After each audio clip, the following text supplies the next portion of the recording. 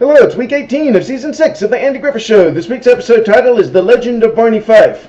Barney's still in town from having been in town last week to attend the class reunion, so he'll be a guest star in this week's episode too. Barney, what's going on this week? The next day after the reunion is over, Andy wants me to stay in town for a while. And I say that depends on my car. I'm having trouble with the fuel tank, and I'm having Goober look at it now. And Andy says good, he'd got time. Come on down to the courthouse to meet the new deputy. And I ask Andy how Warren is doing, and Andy starts to say, well, and I say, you don't have to say another word, Ange. It's impossible to replace key personnel, especially that deputy's job. It is way beyond what the ordinary man can handle. But Andy and Aunt Nee say that Warren's been doing a real good job. She says that Andy was even able to take 2 weeks off recently because he's doing so well. And I tell Andy I'd really did her head off to Raleigh. And I called Goober down at the filling station. He says he had to send an out pilot for a new fuel tank. And I say, well, put the old tank back on. I've got to get to Raleigh. And he says that'll take another hour, so Andy says, good, you have time. And he takes you down to the courthouse to meet Warren. And on the way down there, you're saying, all right, where's this Mr. Wonderful that everyone thinks is so great?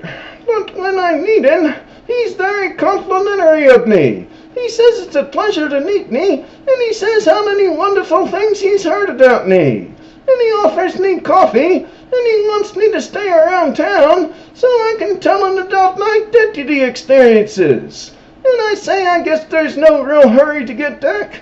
And when he goes to get my coffee, I call Goober, and I tell him I'm not in a hurry anymore, and to take the old fuel tank off again.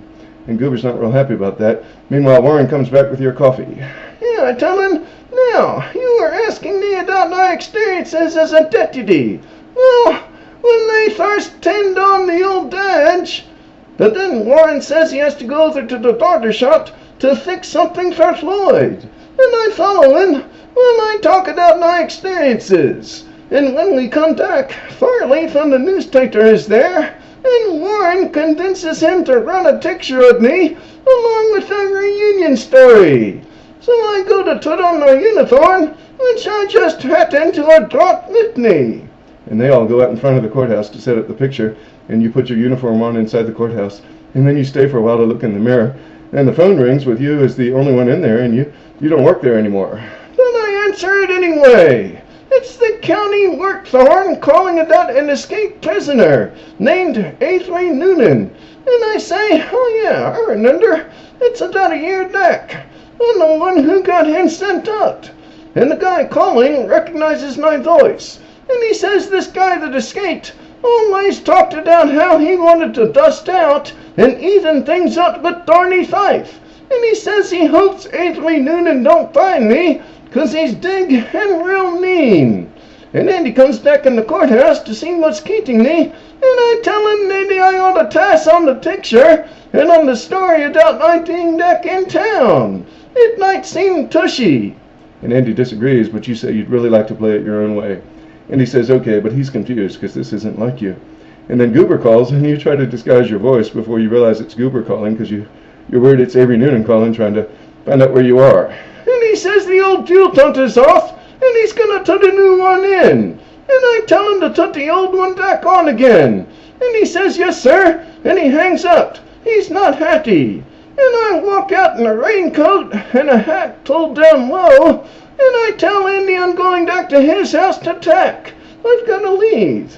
And Goober brings my car over to Andy's, and he tells Andy I'm crazy. And Andy comes up to get me, and I've got the dresser in front of the bedroom door in case Noonan comes to get me. So I go downstairs and I start to say goodbye and leave real fast. But the phone rings, and I say, I'm not here, I'm gone. It's the work farm warden calling again, telling Andy this time that Noonan was seen hopping a southbound train. He thinks he's headed this way, and the warden is surprised that you didn't tell Andy about his escape when he called earlier and talked to you in the courthouse. And then Warren comes in and says an escaped criminal named Noonan was spotted down at the train yard, and he brings me my old gun, saying he knows I'm going to retard the action. But I get in the car and I say, I only wish I could, Warren. There's nothing I'd like better than to be out on the hunt again, closing in on the quarry, but we can't always do the things we want to do. But then the car won't start, the fuel pump thaws out, and Goober says the fittings wore out, 'cause I hadn't taken out and put it back in so much. He says it'll be tomorrow at the earliest, before he can fix it again. So Warren says good, come with us to get Noonan.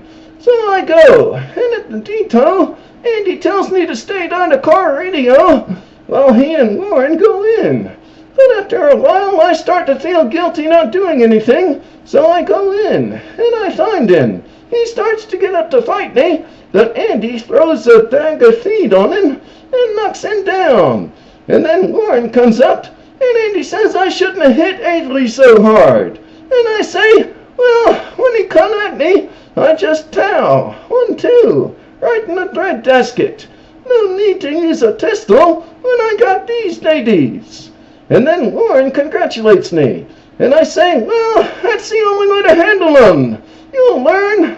And later, Farley wants to put the catcher in the tater, and I tell Andy to swing the credit to Warren to help him out. I say it's his town now, not mine.